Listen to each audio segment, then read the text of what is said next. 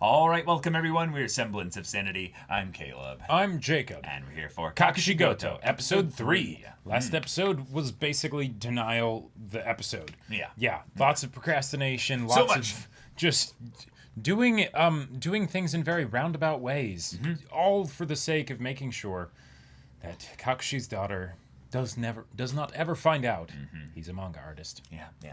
And, Okay. and while that is basically just the show in and of itself, this episode gave us many different scenarios. And instead of going deep on one big scenario like they did in the first episode, kind Yeah. of showing us that there can be a bit of a structural difference in terms of how they choose to pace out the content of this story. Right. And that sometimes this is not actually that ridiculous. This is something that actual mangaka in the real world do.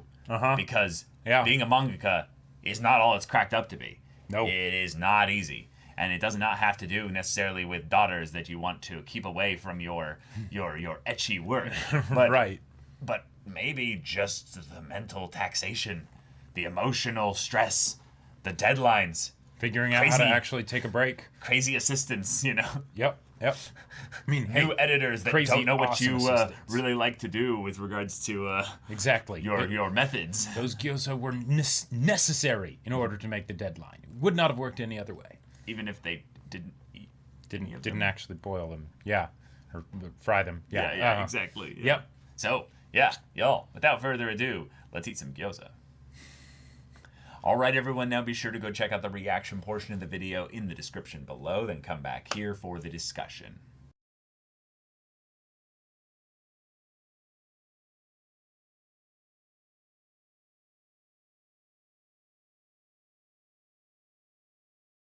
Oh my god. All right, this episode was Wow. really funny. I liked it. I liked it even more than the previous episode because the previous episode was funny, but this one had a couple through line gags going. excellent. Going from the beginning to the end of it with regards to so the daughter has like confusion now Right. regarding then. Well, wait. Then what is our situation as a family? Yeah. Like there's some things that I just kind of make assumptions on, but I'm wrong about that. Okay. And the whole Okay. thing of the second house that's built to look like their other house, and it's like, Right. okay, Yep. all right. All right. Now there's the explanation maybe of that. Okay, he's a manga artist, so he doesn't know that the money isn't as consistent, right? So he doesn't want to go spending a bunch of money, even though he has a big lot to Yeah. make this giant house, right? Yep. Because he doesn't make that much money. But at the Right. same time, he's modeling it after their other house. So there, like for a second, I was thinking that maybe it's a thing of, oh, it's the same house where they lived in when her mother was alive, but. But it doesn't seem to be because it's There's two things that could be going on here. There's the idea that this is a house that was built specifically to just have that duplicating factor, and it's a bit of nostalgia that's attached to Sure. the old look. Or there's the other way of looking at it, which is thinking about the future, which is I'm building a house that will look like your childhood house, Yep. so that when I'm gone, you can still have a you childhood can house have and all a that wonderful stuff, and- house that will remind you of all the times we spent together. right? And But then why is it important that it's a different house? Like, there's exactly. questions There's- that it raises there's mystery surrounding it. because Exactly. Kakushi is let's just say He's is a bit manic. He's a bit manic and extreme in the things that he does. That's true. Yep. So who knows what the full intent is behind this, especially given the fact that he doesn't like to look uncomfortable things in the eye. Right. The fact that his daughter's growing up, but then also the fact that, oh yeah, my wife's gone. Yeah, she doesn't have a mom. Yep. Oh, I'm all she has, right? Right. He tries to get a bunch of other people to make her not feel like she's lonely instead of realizing, oh, She maybe just wants to be with you. maybe she just wants to spend time with her dad. Yep. Yeah. Yeah, this is my type of show. Like, the comedy makes us able to have a 23-minute episode, basically, because in terms of the actual like plot surrounding this is a very minimal plot-based Yep. show. It's more about the comfy Antics interactions with yeah. the father and daughter, but then also with the father just being a manga artist that gives us a nice kind of backdrop for a lot of tension, conflict of Sure. will she find out? And this episode kind of, I would say in a lot of ways, made that take a back seat here because it was a slight portion of things there where he every once in a while was like, oh, the high school girl, you're a fan. Right. Take this and get out of here immediately. Right. And she's like, I know. What is this? She's a fan of me. And it's like, oh. I see. Takes the paper, puts it, like, stuffs it in his pants. Like, right. Never mind then. Yeah. What was that all about? Nope, shut up. We're not talking about that. What was what? You know, what was what? I have no idea what you're talking about. Yeah. But then there's also the stuff of, are we poor? Are we poor? I'm okay with being poor. Yeah, I can find ways to save money. I can turn off the AC and then plant my body on the ground because the floor is was cool. cold. So I put my body as much against it as I could. Oh my god! So there was a point when Jacob and I were growing up where my dad lost work. My mom was doing a little bit of work that she could just to help a little bit, but there were 10 of us as a family in total. Yeah. So it was not possible for us to... ridiculous. It was not possible for us to have basically two people out working, basically. As we were young enough that it wasn't a thing where we could manage ourselves. And right. Yeah, exactly. We had people coming by and house sitting, like basically babysitting for free because they were really, really kind and stuff like that. But I remember there was a point when, being the oldest, I kind of understood a little bit more of like what things costed and stuff like that. And there was the moment when we got basically out to a little food giveaway place and things like that, and they were like, okay, here's what we can give you. Oh, you have this many kids? Oh, okay, here's what you get. And I had to carry the flat with the stuff in it, and I looked at the food and I realized we were being given like the equivalent of like $30 or $40 worth of food, because it's mostly all canned stuff. Yeah. And I was like, in my head, oh, where could that $30 come from? Like, well, no, like, no, because it was basically given away. It was just given away to us. But it was the idea of when we go to the store to get food, usually, I know how much. What the number usually I know what the number usually ends up being, and I'm looking at this. And for a family of 10, let me tell you, it's a lot. Yeah, and I'm like, this is not a lot of food right here. This is something where we're going to have to come back here, like, really quickly. And I started seeing basically like the pantry like disappear, like the food and stuff, and then certain things getting filled up there in tons of like amounts and stuff. Right, the thing that's efficient and cost effective. Yeah, exactly. Like tons of rice. And then there was the moment, and I've like always had this moment as like a, okay. When I looked at some of my siblings and they were getting their second helping, right? And I looked at what was available. I looked at what was in the pantry, and I was like, I don't need to eat anymore. It's okay. And my mom like put her hand on my shoulder and was like almost angry. She was she was like, no, like, and she like put more food onto my plate, and I wanted to cry right there because I was like, but, and I still like feel it in the moment there because I was like, but have you eaten? And she's like, no, don't worry about me. And she just puts it on there. And I was just like, okay. And that lasted for about, what was that, like 6-7 months or something like that? Something like that, yeah.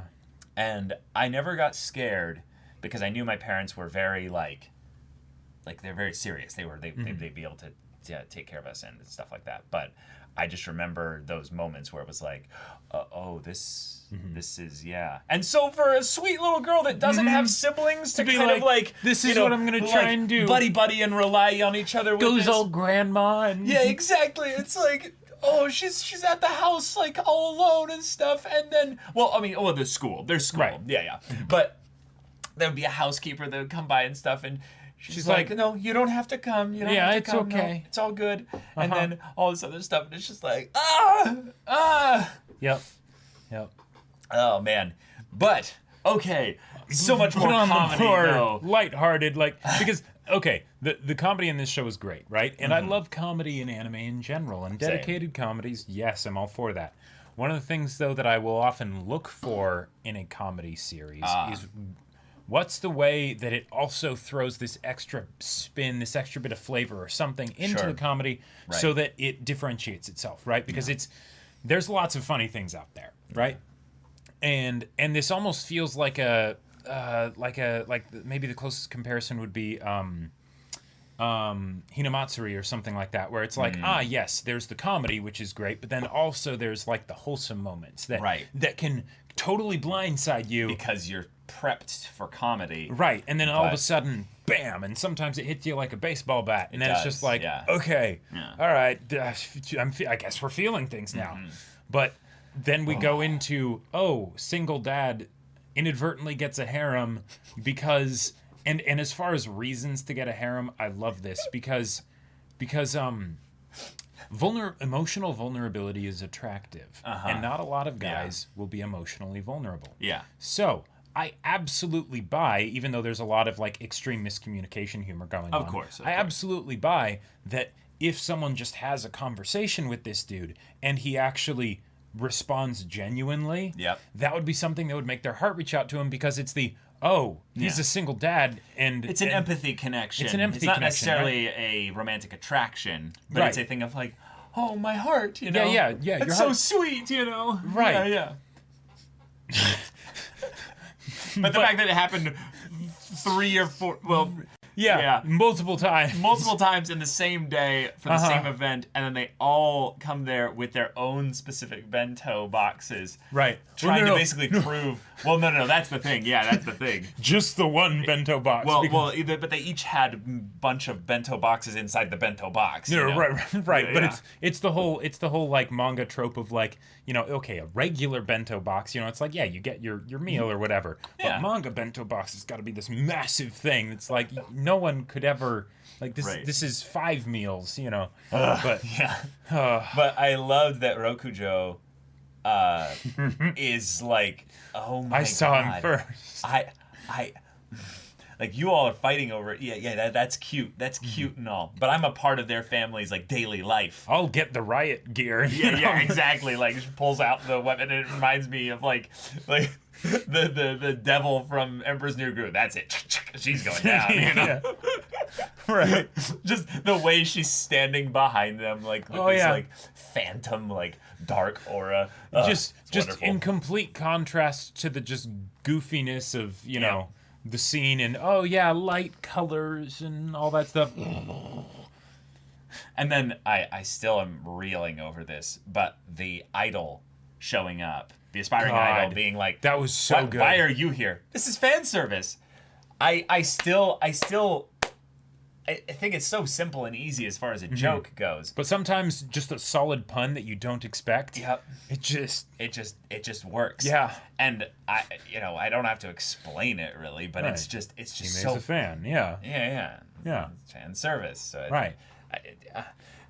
It's funny. And then I also really want to know, like, is the joke entirely just a meta joke for the Japanese because the pun doesn't necessarily apply as much because it might not be literally fan service in Japanese. It has it's a phrase or something. Is it something that can go through translation? Okay. Yeah.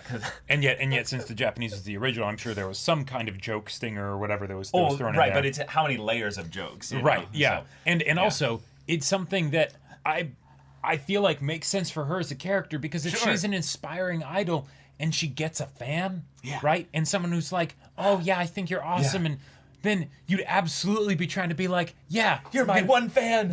Exactly. You're my biggest fan. Right. Yeah. My first. You have your channel with 2 subscribers and they're both your parents, and then suddenly you get that third and you're like, okay. So true. But, oh man. Yeah. Oh. But it's a really, really sweet episode. Really cool to see also Kakashi getting a little bit more out of his comfort zone. This episode than some of the others. It seems like in some of the others he's more reacting. This one he was more proactive. That's true. And one of the things that kind of ties into that nicely is the idea of these boxes being a proactive measure of sorts, regardless of why they were put there. What level of proactivity would he have needed to have to make the new boxes, right? Right. the 4 new ones. Because there was obviously the ones that were left By the till mom. 16 by the mom. Yeah. That wasn't him necessarily. Nope. He might have been involved somewhat in them, but Sure. the fact that he kind of saw the cookbook and was like, huh? And then she's like, oh, this was in box number 10. And he goes, oh. And then he like flashes Yeah. back to all this stuff. Also, the idea that cookbook. It was in box number 10, right? Oh, Super right. sweet. Yeah. Okay, yeah, and it's a way for her to kind of connect with her mom, even if she doesn't realize that that's what's happening. Right. But then also the kind of cold callousness that because she doesn't know, the person who's helping her to cook also doesn't know. Yeah. So it's just we'll change the recipe. It's just fine, right? There is no attachment to this thing because ignorance. Yeah. And I feel like that's a nice little representation of Kakushi. This is the way that, even though the cookbook, when it comes right down to it, is not that important, right? No. But by not telling your daughter certain things, by not having those conversations and making sure that she fully knows what's going on and bringing her into that, there can be certain things that are just missed, right? Things that don't happen and that could have been wonderful experiences. Yeah. So, And then the nostalgia aspect of being able to maybe eat some food that your wife would have made back then, isn't there. So yeah.